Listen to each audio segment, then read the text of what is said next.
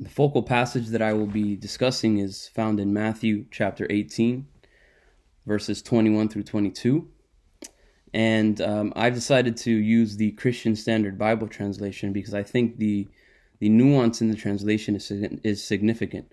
What do I mean by that is that in the Christian Standard Bible version, it uses the term 70 times 7, as opposed to other translations. They kind of just, they don't use that phrasing. But I think the Christian Standard Bible's phrasing of this is important because it is a more literal translation of the Greek text. And I'll explain why I think it's significant. So here, in this instance, Peter's asking Jesus, how many times should we forgive? Jesus gives this reply. And he speaks in this form of a multiplication table. And I believe due to our modern minds, we take this reference for granted. We take for granted that Jesus spoke in this multiplication table as just everyday speech to illustrate frequency, when in reality, I think Jesus was getting to a deeper message. And what do I mean by this, right? What am I getting at? Well, it is known through historical record and evidence that the Babylonian Empire were the ones who invented the multiplication table. And I would presume that the disciples knew this, that Babylon developed this method of counting. Since the Jewish people had their own method of counting and doing math, Babylon had their own way. They developed it. Jesus then spoke this phrase that had some cultural significance to it. And why is that significant? Well, as most Christians might know, Babylon was an evil empire. They oppressed the people of Israel. They were known to be wicked and cruel, and they worshipped false gods, and they were just evil all around, right?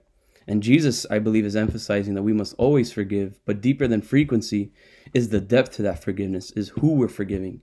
We're forgiving our oppressors, people who are evil, people who seek to harm and enslave and even kill us. Jesus was communicating that forgiveness isn't just about doing it and checking a box off, but rather it requires selfless sacrifice and a depth to that sacrifice.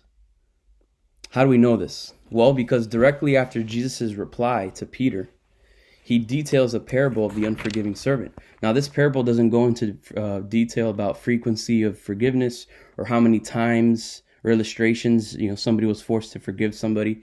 It gives one instance of a servant being forgiven much, and then another instance where he fails to then offer that same forgiveness to somebody else.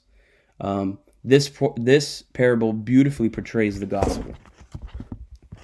It's not concerned in teaching us frequency, as I mentioned, or to show us how often we ought to forgive. Rather, it shows us how we have a great debt against our heavenly King that Jesus has paid for.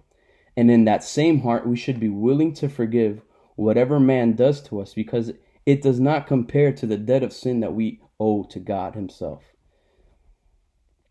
Again, I would stress that Jesus isn't so much concerned about the frequency of forgiveness or how many times we ought to forgive, but rather the heart behind it.